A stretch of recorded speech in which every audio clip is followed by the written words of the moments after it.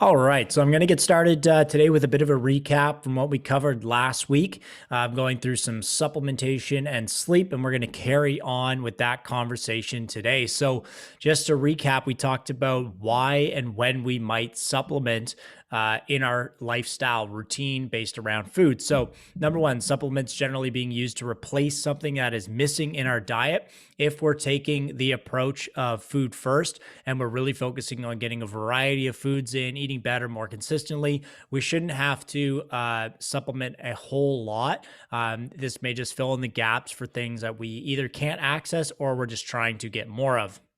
Second reason we might supplement is if we're trying to improve some type of hormonal or natural function in the body to get, generally speaking, more performance out of the body. So, examples of this might be like creatine or testosterone, right? Things that are naturally created in the body, but we want to add more of it to either buffer or increase our performance. Um, some general rules that we talked about following around food just to keep it really simple. Like we said right off the bat, that food can be quite complicated. So we're trying to find ways to simplify it. So, yeah, keeping it simple. So, um, food doesn't need to be boring. Talked about that. Just finding better ways to make food more interesting. Don't get overwhelmed or stress out. Stress doesn't help our cause. We want to try to keep stress at a minimal. So if we're adding more stress around food, that is moving backwards, which isn't ideal. Using the 80-20 rule is a great way to keep this in check. So not trying to chase perfection all the time, because it's generally not very achievable, or it's not achievable for a very long period of time. So, if you think about 80% of our meals coming from that on menu and 20% being off menu, if we really dial that down, if we're eating 3 meals a day, then we're actually looking at just about 4 meals in your week that are coming from sort of off menu items. And then when you're going out to restaurants, just knowing where that meal falls within that rule. So, if we know that you are going to try to stick to your 80% meals while eating out in a restaurant, we're going to look for things that are more whole food based. If we're using that meal as one of our 4 off menu meals, we just don't go crazy with it. Still try to eat reasonably and, not add in a bunch of stuff that you don't actually need. Okay, then we talked a bit about sleep. So sleep, like I said, here is one of the most overlooked recovery tools that we have. It's where all of our recovery actually occurs, is while we sleep. So benefits are, workout recovery, hormone regulation, hunger management, improved mood and cognitive function. We defined a few key words: circadian rhythm, sleep hygiene, the sleep cycle, and ghrelin. And then we kind of put everything into picture here with a study that was done showing the benefits of two different groups, one an 8.5 hour group and one a 5.5 hour group, and how that affected their weight loss when all the elements of their actual, routine were in place. So food minus 10%, etc. So it was a good way to show that sleep can have a really positive effect if we have good quality sleep, and it can have a negative effect if we are lacking quality sleep. And then some takeaways. So, how to improve your sleep. So, go to bed or wake up at the same time each day, including on the weekends. Create a routine. So, generally about 45 minutes before you start going to bed or wanting to be in bed and asleep, we want to start doing some of these things like turning off screens, stop eating and drinking, reduce temperature in the bedroom, eliminate ambient light and noise, stretch before bed, read something physical. So what I wanted to carry on with today is talking a little bit more now about kind of like supplementation that goes into and can help improve your sleep, and how that works. So sleep aids. So uh, generally speaking, I'll say generally, so avoiding medications at all costs. So, from what I've personally seen with clients and friends and things of that nature who have, been prescribed sleep medication, it becomes a pretty slippery slope, where it's, generally speaking, just kind of thrown at a problem, not looking at lifestyle and things of that nature to help improve the root of the problem, the root of why someone isn't actually getting to sleep. So, if we can avoid it and we can do some other more holistic thing first, that's always going to be the best option to get us into a better position to start sleeping better. So, taking the same approach as we do from nutrition, we want to focus on that holistic approach first, then branching to temporary supplementation as needed. So if you have implemented the suggestions from the previous slide consistently and not seen improvement, this may be a time to introduce some natural aids first.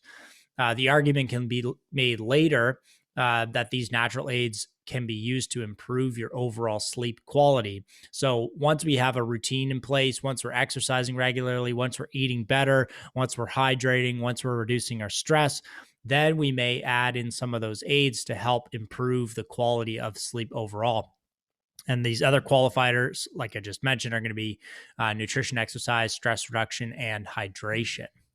So here's some naturally occurring aids and how they kind of work and how they fit into the picture. So melatonin is probably the most common one. You see it in a lot of products now. I mean, in the grocery store, you can find probably 6 different versions of sleep support that basically are just melatonin products. So what is melatonin if we don't know? So melatonin is a hormone that's released uh, when we're supposed to be going to sleep.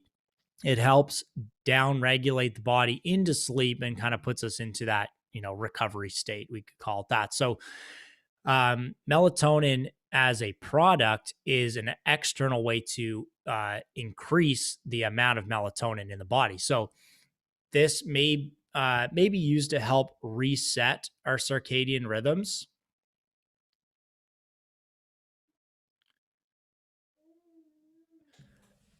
Getting back on track will recreate the routine for production of melatonin and serotonin while decreasing cortisol, ideally.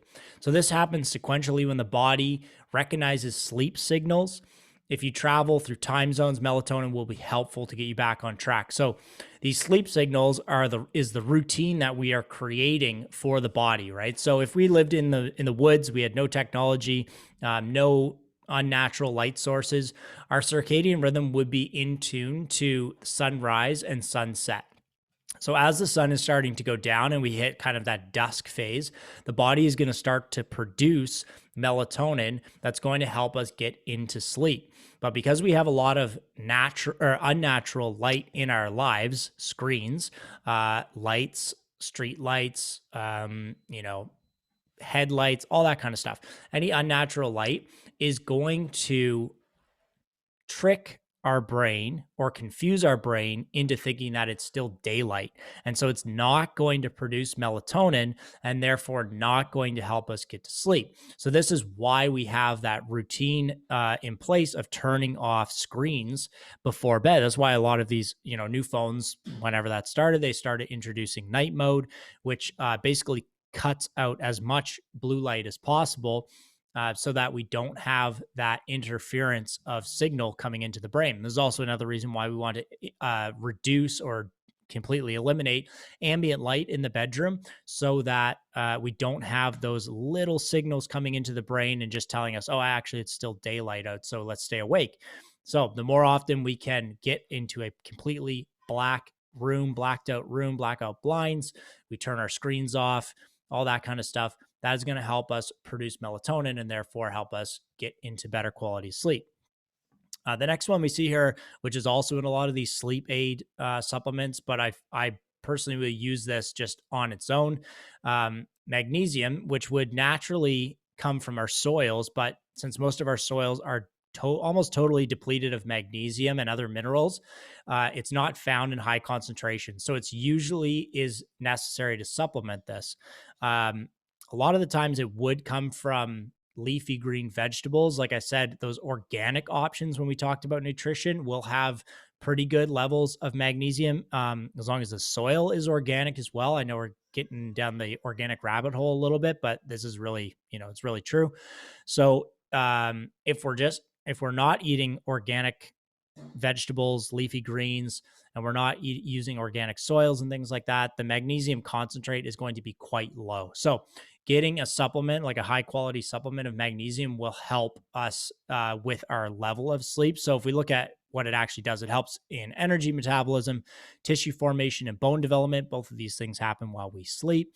It helps to maintain normal electrolytes balances, which means it's going to help us stay hydrated, and it helps to maintain the body's ability to metabolize nutrients. So throughout the day, if we have a good base level of magnesium, it means that the nutrients that we're putting into our body with our new uh, approach to nutrition are also going to be metabolized in the body and sent where they need to be.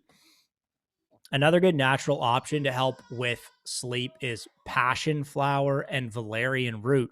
These are usually found in a tea form. There's a really good tea that I've used called night tea. Anyway, so valerian root may indeed have the power to reduce the time it takes for a person to fall asleep. And valerian root also appears to enhance the quality of sleep. So insomnia sufferers have reported getting a better night's rest after taking valerian root specifically. So, one of the things we look at as a qualifier of quality sleep is how quickly you fall asleep as well. So generally trying to keep it within that 15-minute window. So if that's something you struggle with, maybe looking at like a passion flower valerian root tea before bed, ideally still 45 minutes before, so that we're not drinking fluids, within that time period that may wake us up. That may help you fall asleep quicker. And even the valerian root in that tea may also help you stay asleep throughout the night, which would be sort of a secondary qualifier for good quality sleep. Vitamin D still and always is a good supplement to take, especially in Canada. There's probably only 4 months out of the year that we could actually get enough vitamin D in our body. And so supplementing it year round is pretty essential. 2,000 international units is a pretty good place to start. The reason that we want to take vitamin D throughout the day and then before bed is that it's involved in the pathways of production of melatonin, as we mentioned above, that hormone that helps regulate human circadian rhythm and sleep. So if we have good levels of vitamin D, it means that our melatonin is going to have better production when it's time to go to sleep. And then a multivitamin, which kind of is, a bit of a catch-all. That's why I kind of put it last. Like, it still is good quality, and you should be taking a multivitamin, generally speaking, anyway. But this may cover the gaps in the diet that affect sleep. Most multivitamins will contain B vitamins, calcium, and potassium, and all three of these are consistently mentioned in helping the quality of sleep. So this is the approach we want to take with sleep. So creating a routine, exercising regularly, improving your nutrition, reducing stress, then supplementing, and this should provide your best possible sleep.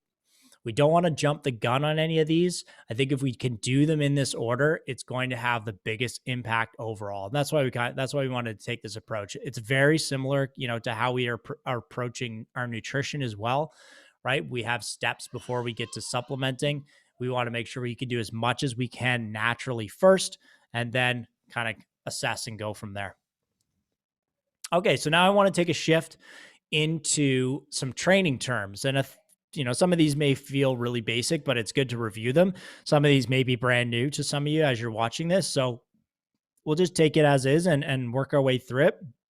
And some of these have come up in questions, and that's why I wanted to cover it in a bit more detail. So when we break down each of our workouts, you're going to see a lot of these terms on a pretty regular basis. And like I said, some of them you'll know quite well. So sets are the number of times you complete one movement.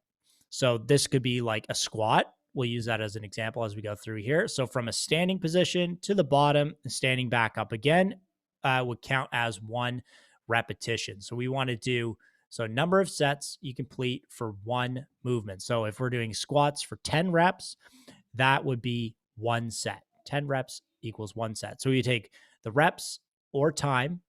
If the movement, like a plank, we're holding a plank for time, maybe 60 seconds, then including the rest time multiplied by sets will be the number of times we want to complete that movement. So an example of this might be like 3 sets of 10 reps with a 60-second rest.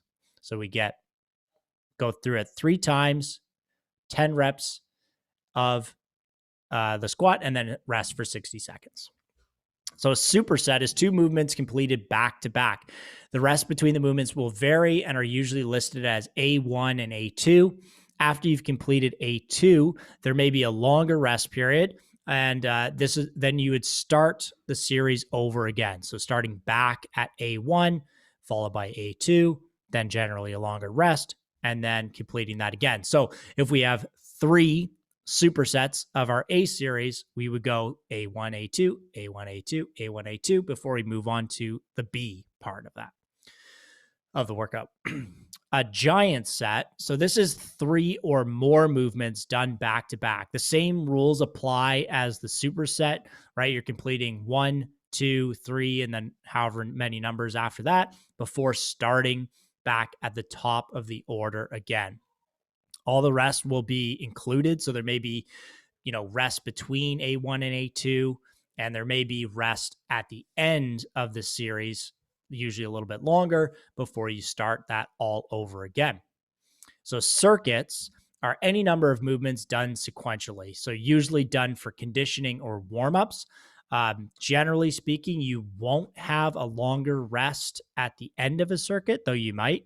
But you're just doing all the movements back to back to back all the way through. And this could be up to eights. Sometimes you have 8 movements in a circuit, and it could even be the same movement done, multiple times with short rest periods in between. Like an example that might be like on a bike for 20 seconds, you rest for 10 seconds, bike for 20 again. So you're not even moving off that piece of equipment. You're just continuing to do multiple sets within the set.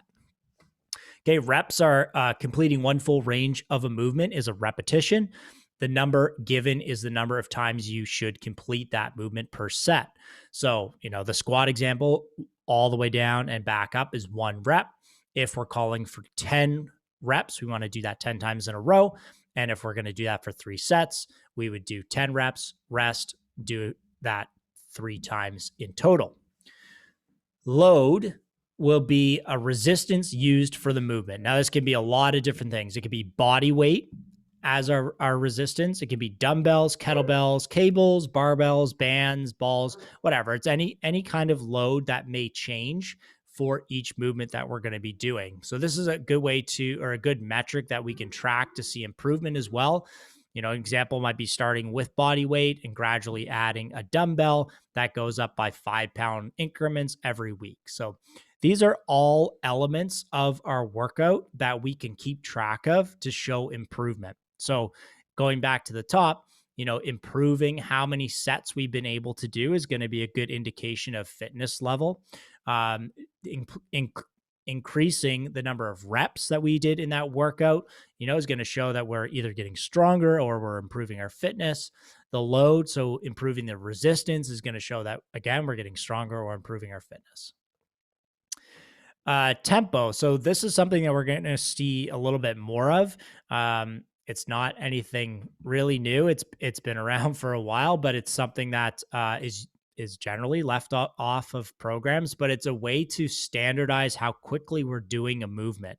So if we just say, we're going to do that squat, I might do it faster than Sally does it, might do it faster than Tom does it, or slower, or whatever. So using a tempo is a good way to standardize how quickly or slowly we're doing a movement. So it breaks down basically as 4 numbers in a sequence, and you can put in any number that you want between, or like in each of these spots, and they represent time, right? So 1 is 1 second, 2 is 2 seconds, and so on. And so after that, once we know that this is a time in each position now represents a portion of the movement. So it sounds more complicated than it is, but once you get the example, it'll make a lot of sense. So the first number represents the eccentric portion of the movement, and this is muscles moving to a lengthened or stretched position. So if we use the squat as an example, we're standing first and we're squatting down. This is our eccentric portion represented by that first number. The second number represents the fully lengthened position. And in this example, the bottom of the squat. So represented by that second number position. The third number position is represents the concentric portion of the movement. So muscles moving to a shortened or contracted position. So in the squat example is going to be as we're standing up. And the fourth position represents the fully contracted position of the muscle. So this is going to be in our squat example, standing all the way up. Now, hopefully that makes some sense. From here, what we can do is now change these numbers to represent a value of time. So an example of this might be like 3, 1, 3, 1, just to keep it simple. So that first 3 seconds represents how long we take to go down in our squat. So we would count 3, 2, 1. Then in the fully lengthened position, the bottom of the squat, we're going to hold that for 1 second. So we count 1. From there, we're going to start in our concentric portion. So starting to stand up, and it's going to last 3 seconds. So we're going to stand up 3, 2, 1. And as we hit the top position of our squat in our fully contracted position, we're going to hold that for 1 second. So that value or that tempo represents 1 full repetition. From there, we're going to start that sequence over again from the beginning because we're at the beginning of our squat again. So then we would count 3, 2, 1, pause 1, come up 3, 2, 1, pause 1 at the top, start that sequence over again. And we do that for whatever number of reps we have prescribed for that movement. Intensity. So simply how challenging the movement should feel, usually measured in either percentage, RPE, which we're going to cover next, or RIR, which we'll cover after that. So an RPE is rate of perceived exertion. So this is a method to determine what weight to use based on your effort level. For example, if our goal is an 8 RPE for 10 reps, when you complete all 10 reps, it should feel like an 8 out of 10 effort. If the set was below an 8 effort, you will continue to increase your weight until it matches that 8 out of 10. Matches that 8 out of 10 effort. Once you've determined the weight, then you start counting your sets. These are called working sets. So the idea with this is, let's say we're going to do that squat. We'll continue with that as our example. And we put, we're going to do a barbell squat and we're going to put 25 pounds on each side, making 95 pounds. So as I'm warming up, I'm going to do 10 reps and I'm going to feel what that effort is like at the end of that 10th rep. So I stand up on my last rep and I can ask myself, how challenging was that on a scale of 1 to 10? And if I honestly answer, that was more like a 6, I will add more weight to the bar. So I'll put maybe 10 pounds on either side. So now I'm at 115 pounds. I take my rest period, go back, do those 10 reps again, ask myself the same question. Hey, Joe, on a scale of 1 to 10, how hard or how much effort did you put into that squat? Okay, now it's a 7. Okay, we're getting closer to our goal of 8 RPE. So I'm going to put another 10 pounds on either side, repeat those 10 reps, and then ask myself the same question on a scale of 1 to 10. How challenging was that? And then I'll get an answer. Okay, that was an 8 out of 10. Now the effort matches the prescription for the workout. So I'm going to start that being my first set of my squat. And let's say we've got 3 sets to do total. I'll do that 2 more times at that same weight. So I'm not counting the first 2 warm-up sets to get me to that 8 out of 10 effort.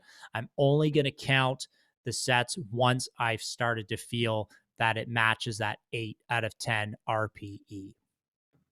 So reps in reserve will be used when we want to leave a certain number of reps in the tank, making the set sub-maximal. So basically, usually when we want to not go to complete, failure set.